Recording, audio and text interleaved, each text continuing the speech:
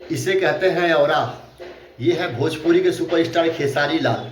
और जलवा बनाओ तो ऐसा बनाओ कि देखने वाला विरोधी की फट जाए पछवाड़ा देखते देखते, क्योंकि खतरनाक औरा जिसका होगा उसी का गाने रिकॉर्ड बनाएंगे। और खेसारी लाल यादव का ये गाना 5 तारीख को रिलीज किया गया, जिसमें अनुपमा यादव गाई हैं और खेसारी लाल यादव गाए हैं। उसमें 3 एक्ट्रेस हैं जो आप लोग वीडियो में देख सकते हैं। बहुत लाजवाब वीडियो बनाया गया है। और हद तो हो गई यहाँ पे, जब अनुपमा यादव को इतना डेंजरस लुक में दिखाया गया और अनुपमा यादव का आवाज होता क्या कहना।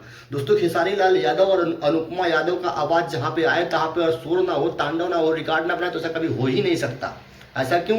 क्योंकि दोनों भोजपुरी के बहुत बड़े ब्रांड हैं, एक खेसारी लाल यादव और एक अनुपमा यादव।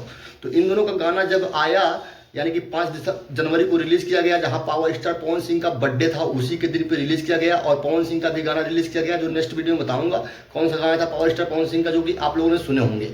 दोस्तों खेसारी लाल यादव का ये गाना आप सुने हैं कि नहीं सुने हैं, कमेंट बॉक्स में बताइए। कहते ना साम दाम दंड भेद जो भी लगाओ बस व्यूज लाओ।